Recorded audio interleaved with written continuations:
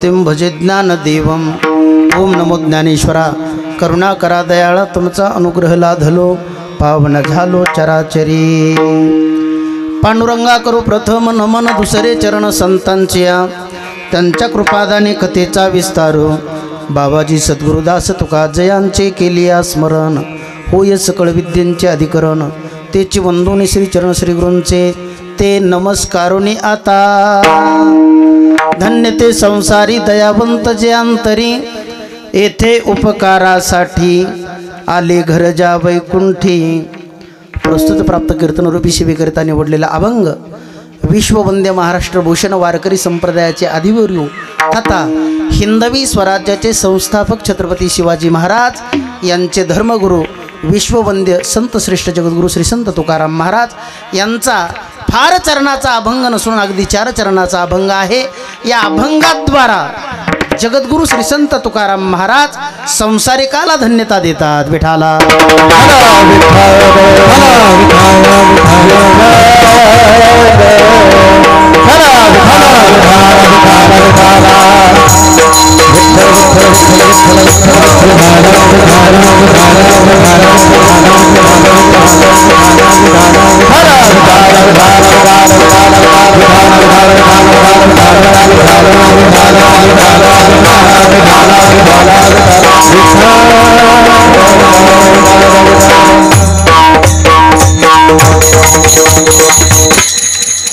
सेवेला सुरुवात करण्या अगोदर अल्पासा परिहार देणं अत्यंत गरजेचा महत्त्वाचा तो म्हणजे असा।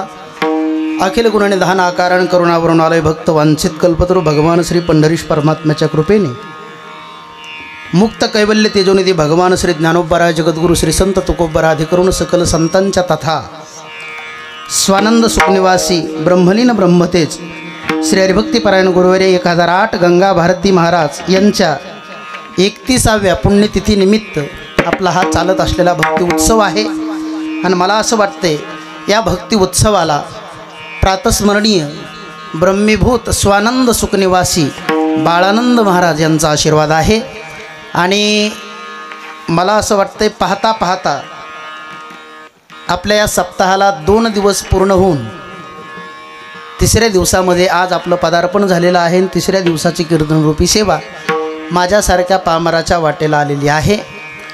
भगवान श्री ज्ञानोबराय जगद्गुरू श्री संत तुकोबराय अधिकरण वारकरी शिक्षण संस्था श्री क्षेत्र आळंदी देवाची तथा गुरुवर्य गंगा भारती महाराज गुरुवर्य बाळानंद महाराज आणि आत्ता आपल्या या आश्रमाचे उत्तराधिकारी जे प्रत्येक साधकावर नितांत प्रेम करतात श्री हरिभक्तीपरायण प्रातस्मरणीय परमादरणीय गुरुवर्य राधेश्याम बाबा तेही या बालकाच्या कीर्तनासाठी आज इथे उपस्थित आहेत। त्यांच्यासाठी एकदा सर्वांनी जोरदार टाळी वाजवा। त्याचप्रमाणे आपल्या सप्ताहामध्ये खूप आनंद वाटला की शिवमहापुराण कथा आहे आणि कथेचे प्रवक्ते श्री हरिभक्तीपरायण आमचे पठाडे बाबा तेही या कीर्तनासाठी उपस्थित आहेत। त्यांच्यासाठी सर्वांनी एकदा टाळी वाजवा। त्याचप्रमाणे सुंदर असा ज्यांचा मृदंग आहे आपल्याच गावचे भूमिपुत्र माझे ज्येष्ठ गुरुबंधू श्री हरिभक्तीपरायण मृदंग मार्तंड संतोषजी महाराज त्यांच्यासाठी एकदा सर्वांनी टाळे वाजवा।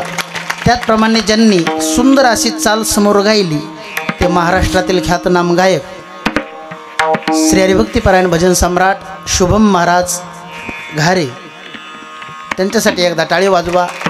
आणि त्यांना ज्यांनी साथ केली चालेल ते माझे परम मित्र गुरुबंधू माझ्यावर नितांत बंधुवत प्रेम करतात श्री हरिभक्तीपरायण आपले नानकिल्ले बाबा त्यांच्यासाठी एकदा सर्वांनी टाळे वाजवा। त्याचप्रमाणे आपल्या गावातील भजनी मंडळी असतील मग अगदी माझ्या आळंदीतील जो समाधी उत्सव असतो ना त्या उत्सवामध्ये संजू भाऊ आंभोरे यांची गाडी दिसली की सगळा मंडप स्तब्ध होतो। बरं का तुम्ही म्हणसाल का होतो? माणसाला मंडपात पत्रवाळी अशी उष्टी पडलेली दिसली ते उचलणार पण कुणी टाकली का त्याचा पाठलागच करणार शेवटच। हा पण गोड असा स्वभाव अहो एकदा तर काय आता निघालं म्हणून सांगतो ग, परिचय नव्हता आमचा. पहिल्यांदाच माझ्या फडावर आले आणि आता कीर्तनाला सुरुवात करायची. पंडित महाराज श्रीसागर भाऊ गुरुवार यांचं कीर्तन होतं. संजू भाऊ धोतर बितर घालून आलेले. आता तब्येत त्यांची म्हणजे उघसड पातळ नाही का. आणि मग आले तर मी म्हणलं बुवा करा ना सुरुवात. त्यांनी म्हणले माझा आवाज बरोबर नाही, जरा एखादं प्रमाण म्हणेन. आता भाऊंचं कीर्तन होतं, साऊंड सिस्टीम चांगली होती, दादासारखे वाजवणारे. त्यामुळं मग जे प्रमाण चालू केले संजू भाऊंनी, 7 गायक होते, एकाला सुद्धा प्रमाण म्हणू दिलं नाही. मी म्हणलं तुम्ही तर म्हणले आवाज बसला, तसं नाही म्हणलं, प्रमाणाला चालू तू.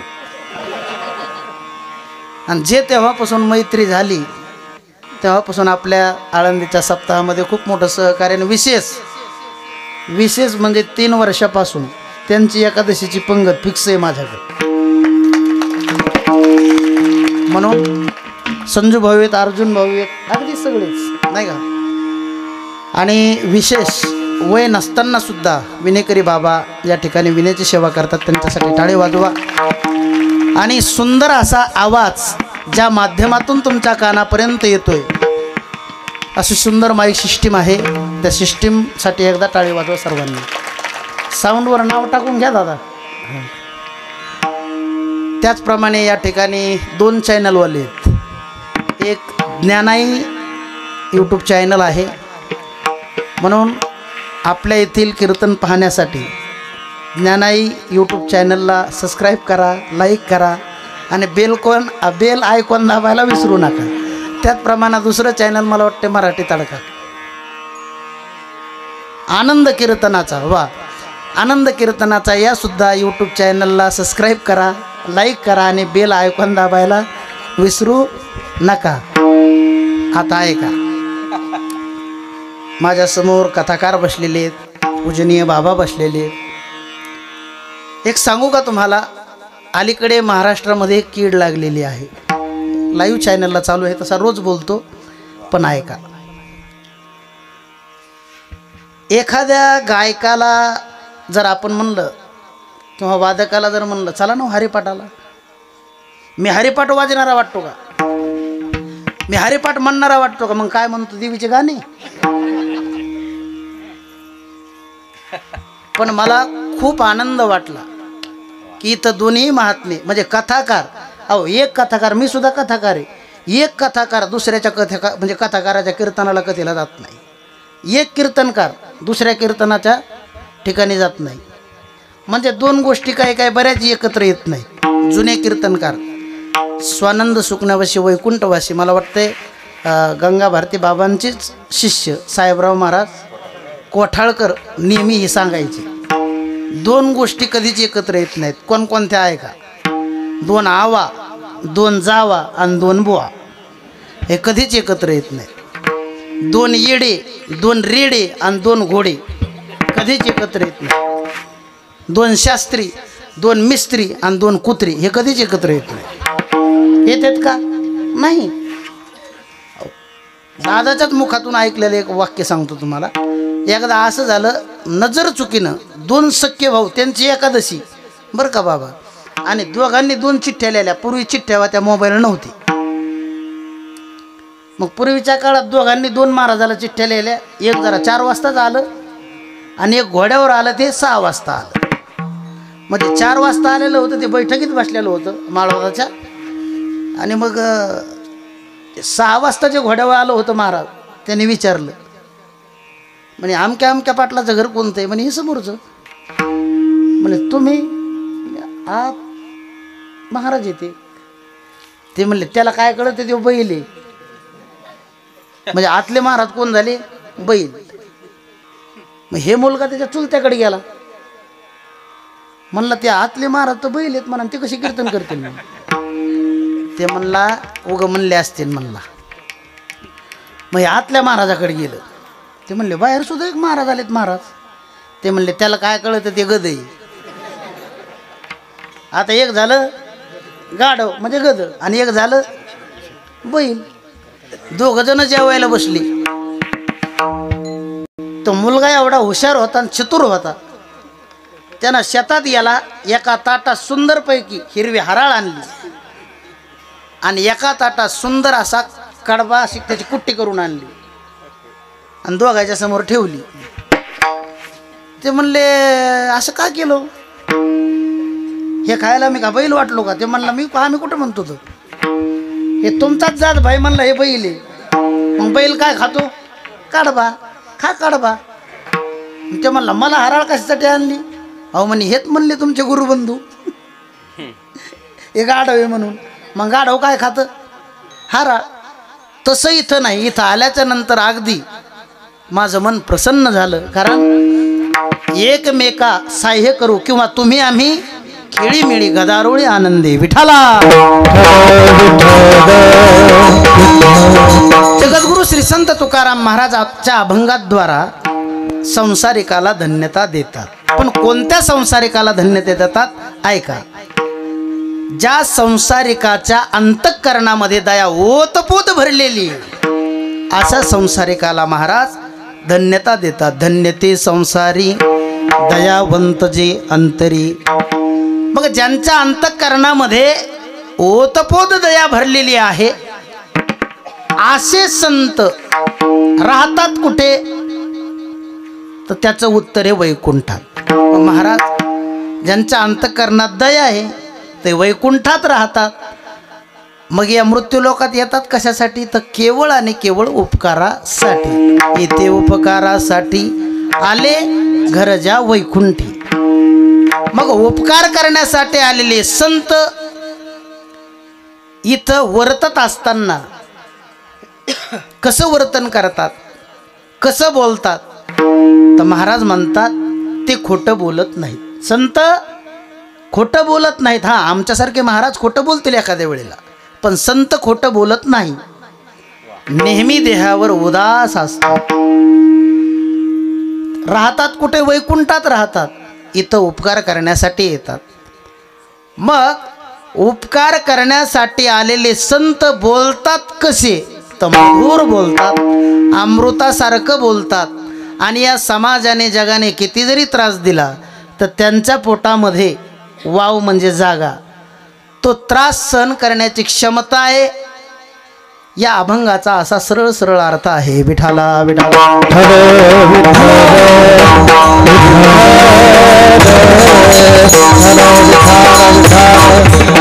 आज सेवेला जो निवडलेला अभंग आहे हा 4 चरणाचा आहे. मी नेहमी सांगतो, बहुतांशी पहिल्या दिवशी किती चरणाचा अभंग होता? तुम्ही बोलत नाहीत का? मी हानू हानू घे ना. तुम्हाला कंटाळा आला का? चहा सांगू काय आता? मग आहे का? काल किती चरणाचा अभंग होता? 4 चरणाचा. पहिल्या दिवशी किती चरणाचा अभंग होता? 4 चरणाचा. मला हे सांगायचे, बहुतांशी कीर्तनाला कीर्तनकार 4 चरणाचाच अभंग का घेतात? त्याचं उत्तर असे, फक्त आपल्यासारखे 2 चरणाचे माणसं नीट वागनात म्हणून. विठाला.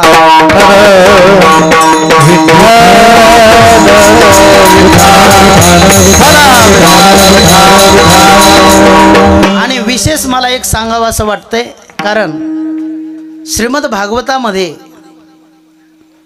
जी भरत जड भरताची कथा आलेली आहे, भरताला तारुण्यामध्ये विरक्ती वैराग्य निर्माण झालं होतं. म्हणजे परमार्थाची आवड म्हातारपणी असायला पाहिजे का? तारुण्यामध्ये. तसं आपल्या शिंगोण्या गावातील काही तरुणांनी आपल्या आश्रमासाठी वेळ तर दिला, पण त्यांनी एवढे परिश्रम केले, झाडं तोडली, लाईट लावली, त्यांनी शेड उभारले. खरं म्हणजे मला त्यांचा सार्थ अभिमान वाटतो. त्यांच्यासाठी सर्वांनी टाळी वाजवा. ऐका गाड्या, ऐका. हे पहा, एखादा तलाव असतो, तलाव, त्या तलावाला सांडवा असणं गरजेचं आहे. मी असं विचारतो तुम्हाला, जर तलावाला तळ्याला सांडवा नसेल तर ते तळ राहतं का? मग ज्याला वाटतं आपलं तळ फुटू नये आणि जवळच्या घरात जाऊ नये, मावस भावाच्या घरात, कळतंय का माझी भाषा कळती? बऱ्याच जणांच्या तळ्याला सांडवा नव्हता, म्हणजे सप्तात पंगत नाही, आळंदी पंढरीला कधी अन्नदान नाही, कुणाच्या बापाला चहा पाजला नाही, आणि मग शेवटी एकदाच तळ फुटलं त्याच्या म्हातारपणी, तर कोणाच्या घरात किती गेलं हे त्यालाही कळालं नाही, अटक येऊन मेलं.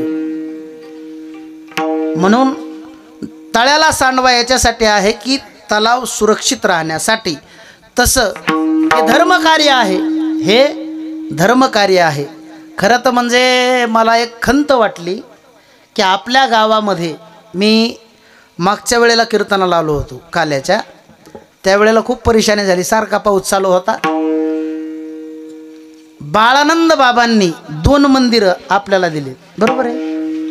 त्यावेळेस बैठकीत कुणीतरी मला सांगितलं होतं. पण मला खंत ही वाटली की अजूनपर्यंत त्यांचंच मंदिर इथं उभारलेलं नाही.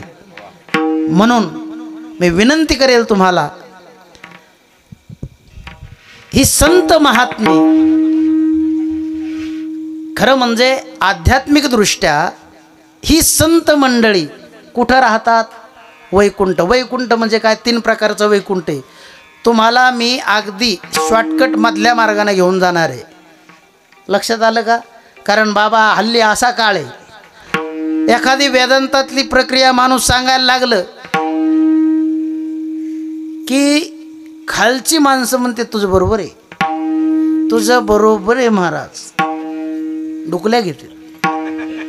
बरं, प्रपंचातल्या गोष्टी सांगायला लागलं की ते म्हणजे काय सांगितलं रे महाराजांना, आपल्याला माहित होतं तेच सांगितलं. लटके थे तुझे सच को नहीं न पछे, सच को नहीं न पछे, सच को नहीं न पछे, सच को नहीं न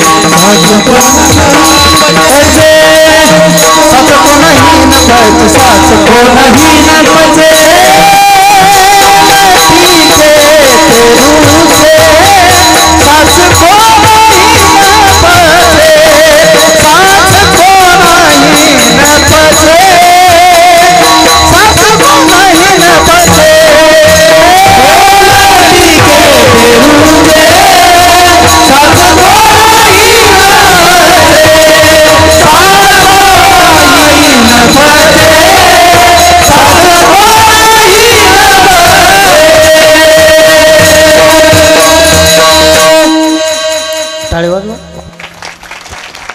इथून पुढे लक्षात ठेवा, मी 1 तास कीर्तन करणार आहे, फक्त 1 तास. तुम्हाला यांचं गाणं, ह्यांचं वाजवणं जर आवडलं किंवा नाही आवडलं तरी तुम्ही टाळीचा प्रतिसाद द्यायचा. तुम्ही म्हणसाल महाराज आम्ही टाळी वाजवल्याच्या नंतर काय होणार आहे? यांचा उत्साह वाढतो आणि हे मग नवीन नवीन चाली म्हणतात. काय करतात? तुम्ही टाळीचा प्रतिसाद दिला, टाळीची दाद दिली, हे काय करतात? चांगल्या चांगल्या चाली म्हणतात. एका मला विचारलं महाराज नाहीच टाळी वाजली तर मग मी म्हणलं मग हे कशाच्या कशा चाली म्हणतात?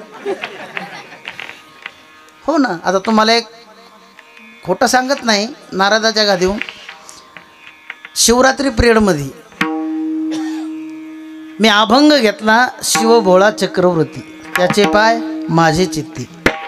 कानपूर डिम झालेली, म्हणजे कानानं ऐकायला येत नव्हतं एका गायकाला, पण ज्याला ऐकायला येत नाही त्याला ऐकायचा आणि म्हणायचा लय नाद, बोलायचा लय नाद.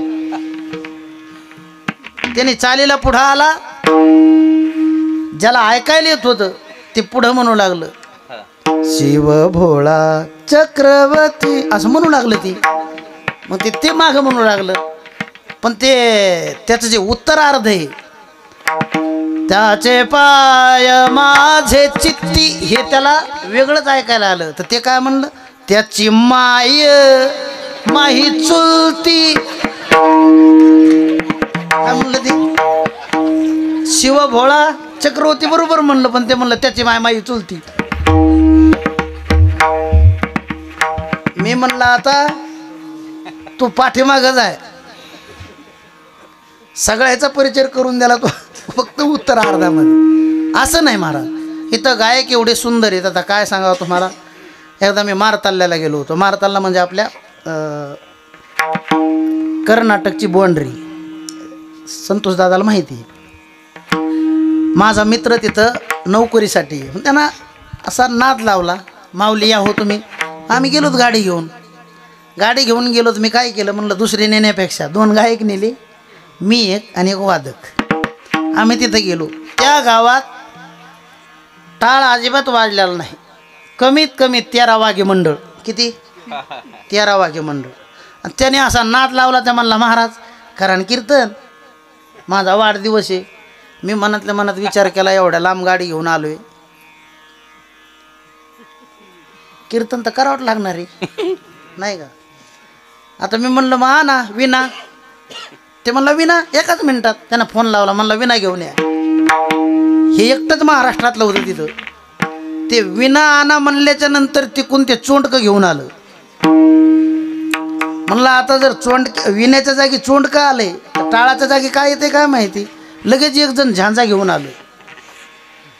झांजाच्या मागं लगेच एक नालवाला आलं, म्हणजे ढोलकी. आणि सगळं वातावरण पाहून मी म्हणलं अभंग घ्यायचाच कशाला. पण मी त्या माझ्या मित्राला म्हणलो, का रे बाबा कीर्तनाला टाळकरी लागत असते, मागं कोरस. ते म्हणले काय अडचण नाही ना, हेच उभे करून द्या, प्रत्येकाजवळ एक एक माईक. असा साऊंड सिस्टीम मला दादा. त्याला ती सवयच कार्यक्रम वाजवायची त्यांची. प्रत्येकाजवळ एक एक माईक, वातावरण एक नंबर, साऊंड सिस्टीम एक नंबर. मी म्हणलं आता अभंग कशाला घेऊ, भावगीतच घेऊ. म्हणून मी भावगीत घेतलं.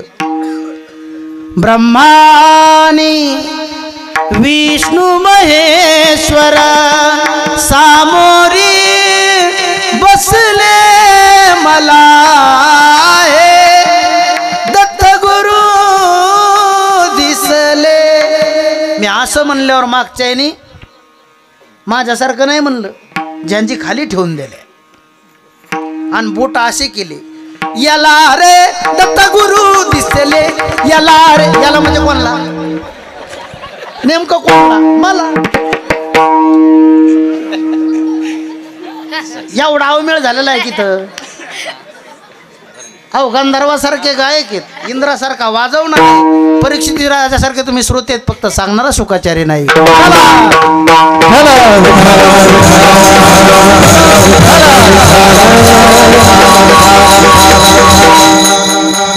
म्हणून मला तुम्हाला सांगावं असं वाटतंय, या ठिकाणी श्री संत बाळानंद महाराज, श्री संत गंगा भारती महाराज, श्री संत दयानंद महाराज आणि आत्ता हयात आहेत त्यांचे उत्तराधिकारी आपले राधेश्याम बाबा, ही मंडळी सहसा स्थान सोडित नाही. समहिम्न जीवन जगत असतात संत, पण केवळ आणि केवळ तुमच्या आमच्याकरिता ते अद्वैत स्थितीला असतात. अद्वैत स्थिती म्हणजे वैकुंठ. मग अद्वैत स्थितीला संत राहतात, मग द्वैतात कशासाठी येतात, तर त्याचं एकमेव कारण हे देव बघारासाठी,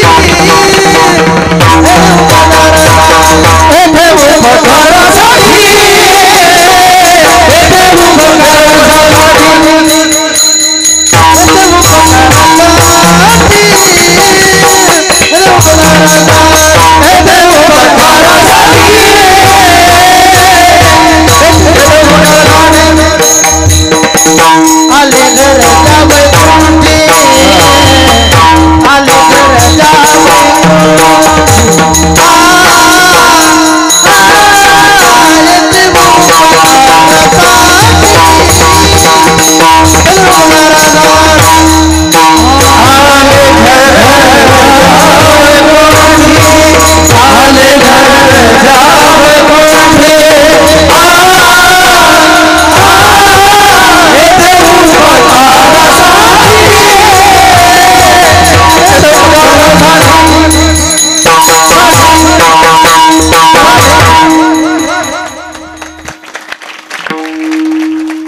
धन्यवाद तुम्हाला, तुम्ही धोरणात येत हे मला कळलं. आता जगद्गुरु श्री संत तुकाराम महाराज अभंगाच्या दुसऱ्या चरणामध्ये संत महात्मे इथे येतात कशासाठी?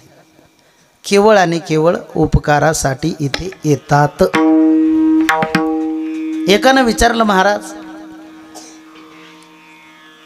संत इथे उपकारासाठी येतात पण उपकार करतात काय? तर त्याचं उत्तर असं आहे, प्रत्येकाला ज्या वस्तूचं विस्मरण झालेलं आहे, प्रत्येक नरदेहात आलेला माणूस मरणाच्या भीतीने चाचपडतोय रात्रंदिवस. एखाद्याची वार्ता जर ऐकली, एखादा अपघात झाला, त्याचं तसं झालं, आपलं होईल का? हे अभयत्व प्रदान करणारे संत आहेत, म्हणजेच निर्भयता.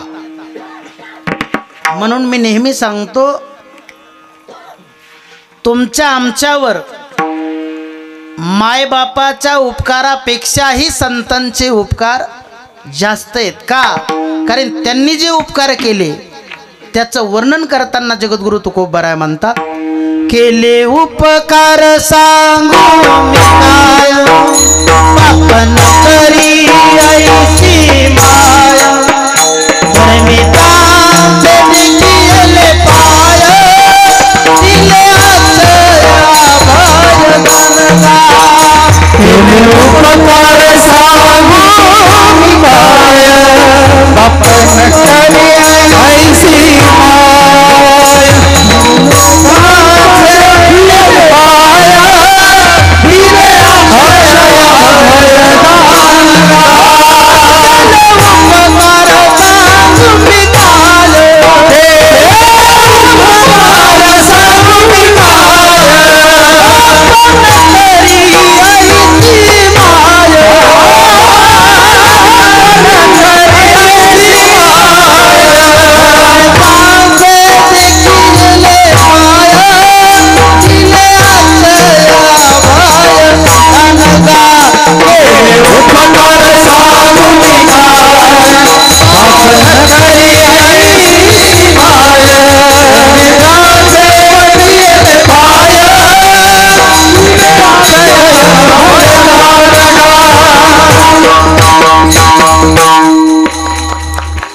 महाराज म्हणतात, जे संतांनी आपल्यावर उपकार केले ते मी काय सांगू किंवा काय सांगू आता.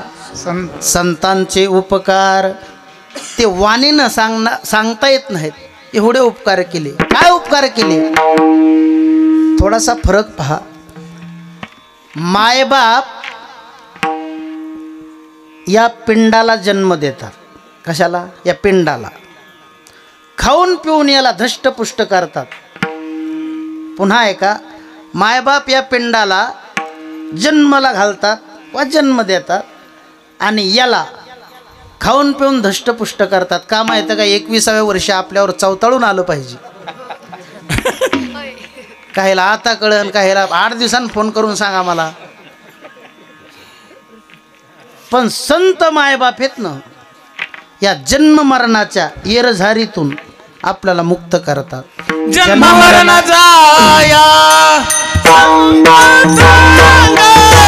जन्म मरणाचा या संत संगे जन्म मरणाचा संत संगे जन्म मरणाचा माय बाप पिंड पाळी माया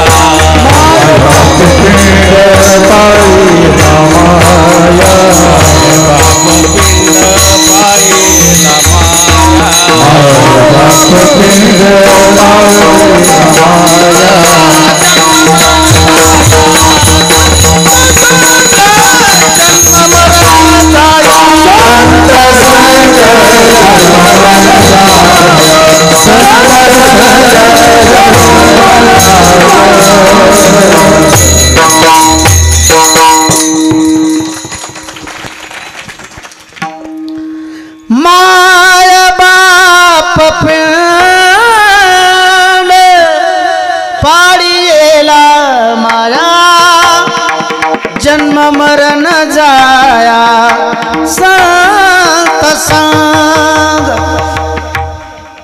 संत महात्मे या जीवाला, जड जीवाला तीन तीन वेळेला की अरे बाबा तू देह नाही, तू मन नाही, तू प्राण नाही, ह्या सगळ्याहून तू कसा आहे वेगळा आहे, अर्थात स्वस्वरूपाची ओळख करून देतात. कोण? संत. हा उपकार करतात. मग दिले अक्षय अभय दान, हे आपल्याला मायबाप देऊ शकतात का? नाही. उलट मायबाप काय करतात? आता बाबा सोडून आपण सगळे माझ्या सहित, मी तुमच्यातलाच एक आहे, फक्त मी उभा आहे तुम्ही बसले. तुम्ही लय बोर झाल्यासारखे वाटतं हो मला. बाबा पुढच्या वर्षी विनंती आहे तुम्हाला, या वर्षी मी उभा राहून कीर्तन सांगतो, हे सगळे बसून ऐकतात. हो, मायच्यानी ऐका. हो, पुढच्या वर्षी माझी विनंती आहे तुम्हाला एक. हो ऐका, मी उभा राहून कीर्तन आता सांगतो, तुम्ही बसून ऐकायलेत बरं का. पुढच्या वर्षी फक्त माझ्या विनंतीला मान द्या तुम्ही, आणि एक करा, प्रत्येकासाठी एक एक वळकटी इथं उपलब्ध करा. वळकटी म्हणजे काय? नाही तर मग एक सतरंजीन, एक शाल आणि एक उशी, बरं का. हे पडून ऐकते आणि मी बसून सांगन. जर समजा तुम्हाला माझं नाही पटलं तर तुम्ही खुशाल शाल तोंडावर घेऊन झोपायचं, आणि समजा कुणाला जर आवडलंच तर मग शाल काढायची, त्याला काय. विठाला विठाला.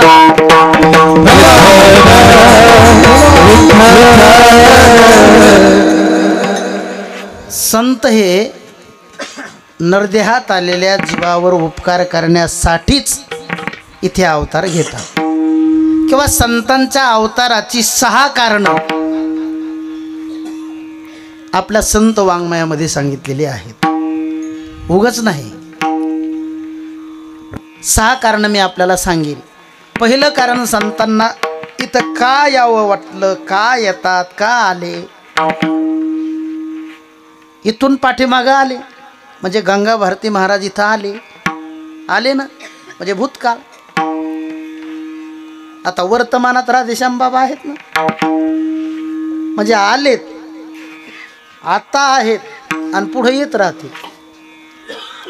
ही महात्मे इथं का आले? केवळ आणि केवळ तुमचा आमचा उद्धार करण्यासाठी. ब्रह्ममूर्ती संत जगी अवतार, ब्रह्ममूर्ती संत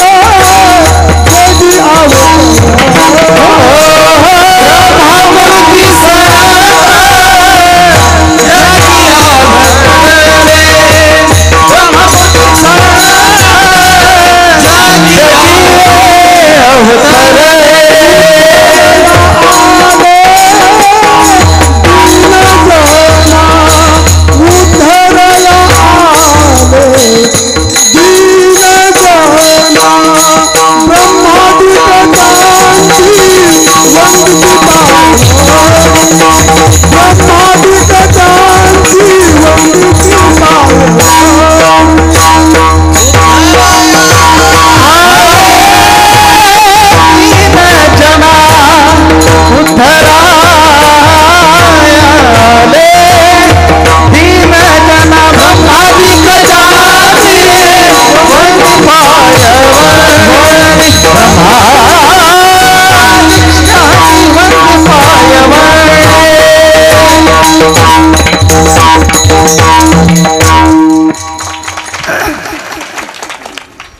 किती सुंदर म्हणले बाबांनी. पहा, ब्रह्ममूर्ती संता जगी अवतरले, उद्धारायाले दिन जना किंवा जड जीवांच्या उद्धारासाठी संत महात्मे इथे अवताराला येतात. हे पहिलं कारण आहे. आता जड जीवांच्या उद्धारासाठी संत महात्मे इथं अवताराला येतात. मग जड जीव नेमका जड जीव म्हणजे काय तर आहे का? सोपं करून सांगतो तुम्हाला. तुम्ही सगळेजण इथं कीर्तनाला आलात, तुम्हाला एक विनंती करतो, तुमच्यापैकी जो सज्जन आहे त्यानं हात वरी करा.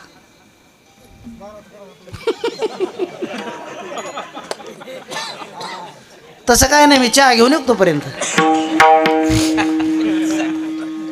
बाबा विशेष वाटलं मला, तुमच्यापैकी सज्जन कोणीच नाही, सज्जन नाहीत तुम्ही, सज्जन नाहीत. चला संधू महाराज येऊ मी. अरे तुमच्यापैकी कुणीच सज्जन नाही का मावले हो तुम्ही? नाही, जाऊ द्या, हे नाही का सोडून द्या. बरं आता एक दुसरी विनंती अशी आहे, तुमच्यापैकी दुर्जन कोण आहे तेवढं तरी कारण हातवरी.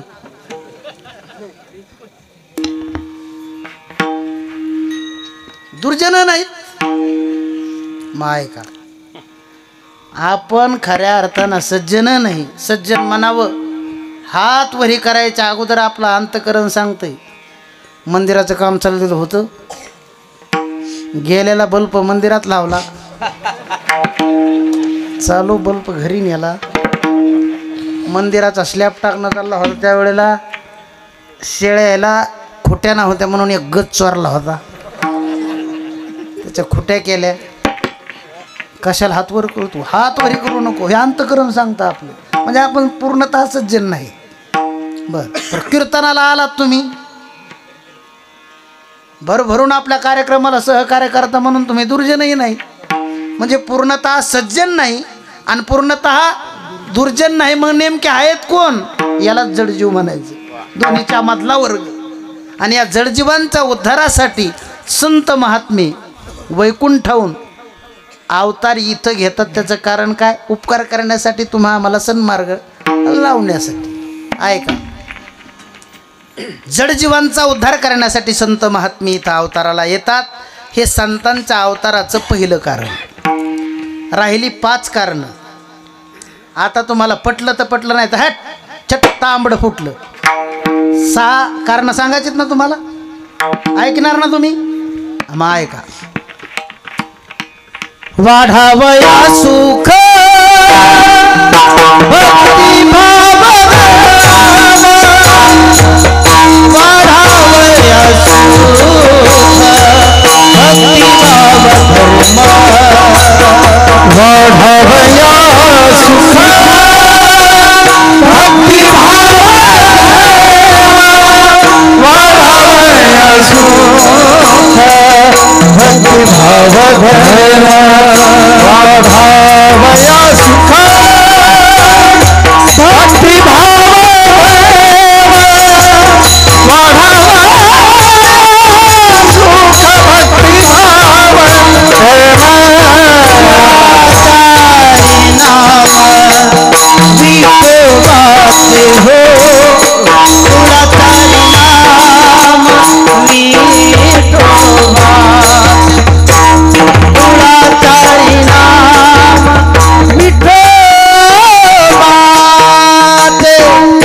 अवतार तुम्हारा अवतार तुम्हारा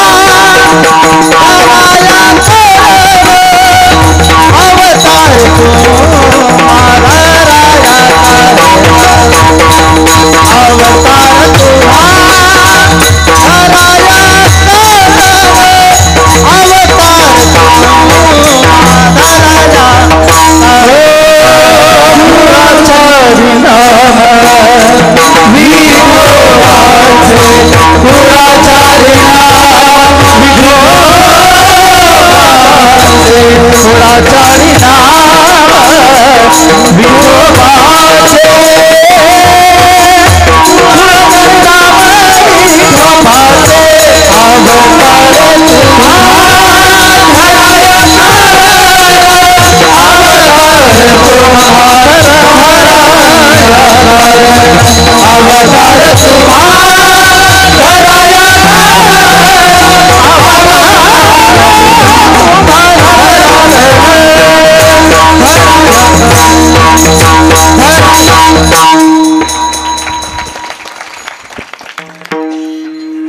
आत्ताच पूजनीय महाराजांचं आगमन या ठिकाणी झालेलं आहे.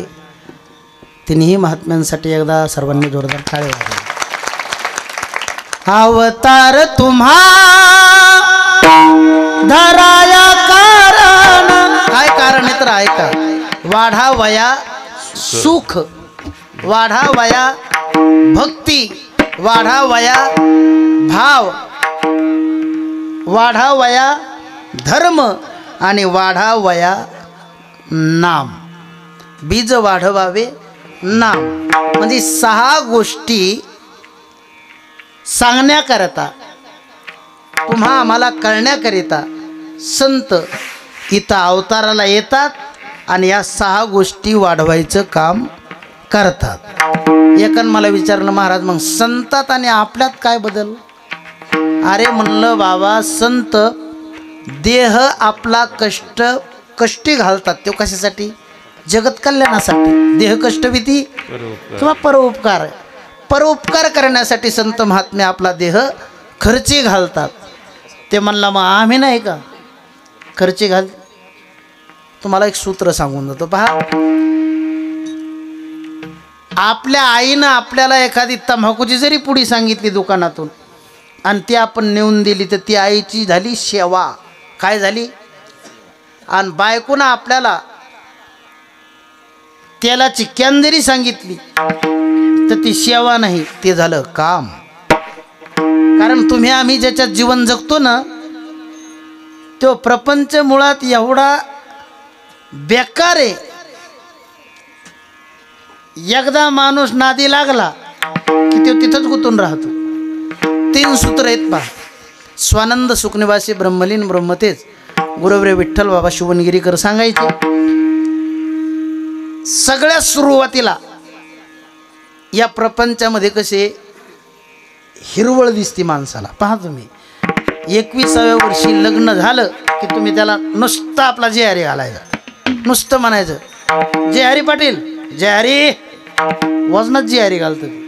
आणि एखादा लेकरू बाळ झालं की त्याला म्हणायचं जय हरी, जय हरी. लक्षात आलं का?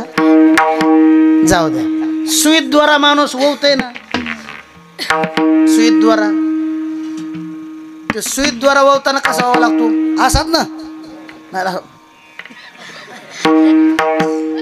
तितक्या एकाग्रतेने आणि तितक्या प्रयत्नानं आपण परमार्थ करतो का?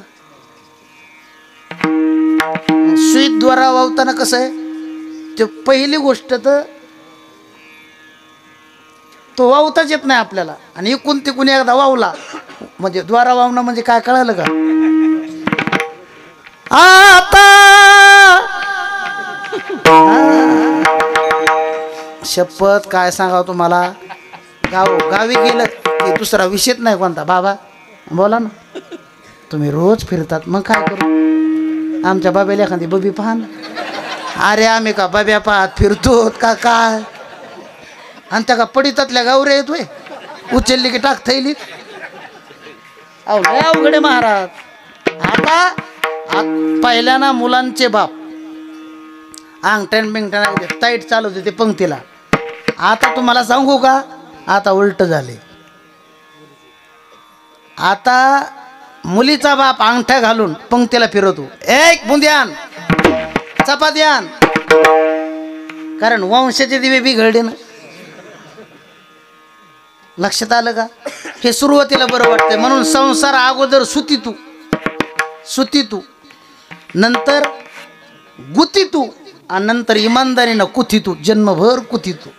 तुम्ही पहा ना, लयच असे आंबट झालेले आहेत माणसं प्रपंचानं. जाऊ द्या, तुम्ही प्रपंच किती उलट्या खापरीचा आहे तुम्हाला मी सोपं करून सांगतो. आमच्या दोघात होऊ देतो म्हणजे तुम्हाला बरं वाटेल. हॅन माऊली जमल ना? हां. तुमच्या पंजोबा कुठं आहेत? ते म्हणले वरी. बरोबर, वासू द्या.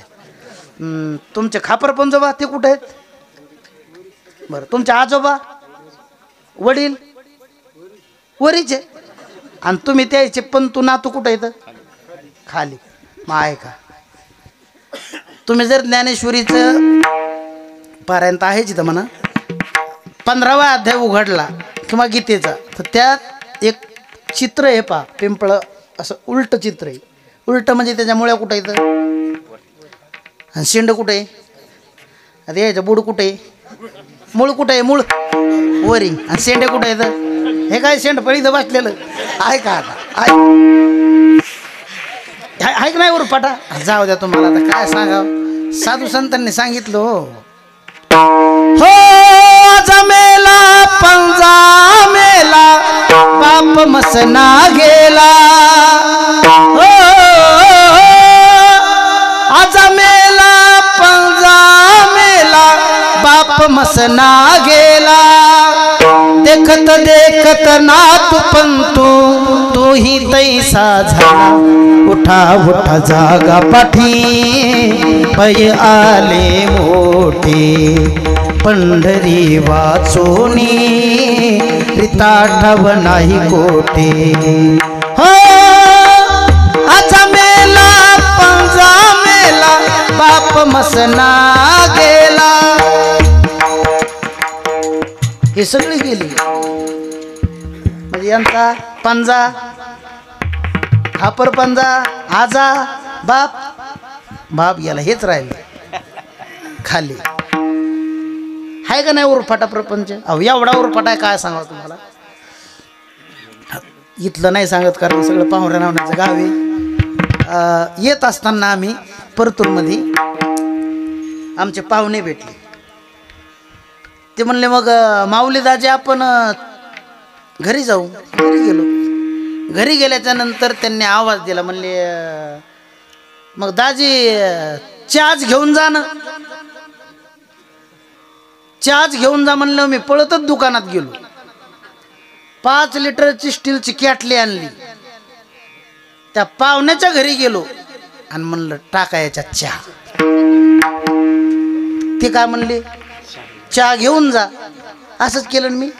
नाही नाही मी का तेवढा पानचटे का, ते घेऊन जा म्हणलं मी पिऊन आलो. हे नाही कळालं. जाऊ द्या.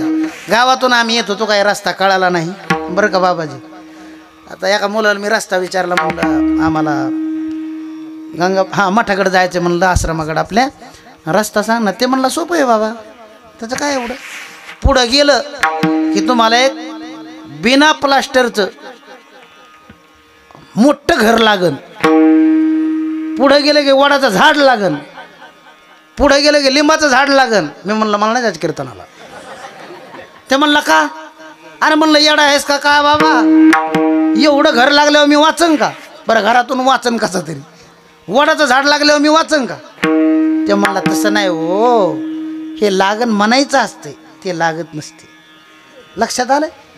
लय उरफाट आहे. म्हणून या प्रपंचाच्या नादात आपण आपल्या स्वस्वरूपाला म्हणजे ओळख विसरलो. आपलं खरं स्वरूप विसरलो का नाही आपण? मग एकदा जन तरी देखे गुंतलेस प्रसंगी स्मरण देता देतासी नाही, स्मरण देता देतासी नाही. वा बाबासाठी टाळ्या वाजवायला खूप चांगलं दिलं त्यांनी प्रमाण. ऐका सगळे आपण कशात गुंतलो?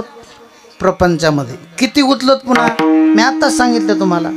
अहो माणसं एवढा प्रयत्नानं संसार करतात, एवढा प्रयत्नानं करतात, पण प्रपंचामध्ये आत्तापर्यंत कोणाला यश आले का? आले?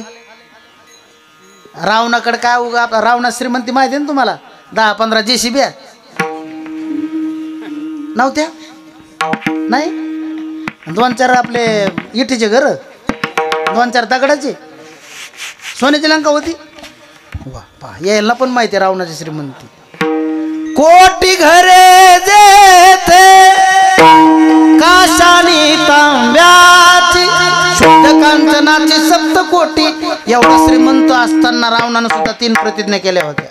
खारा समुद्र गोड करील, स्वर्गाला शिडी लावेल, सुवर्णाला सुगंधाने. सोन्याला सुगंध आला, स्वर्गाला शिडी लागली, खारा समुद्र गोड झाला.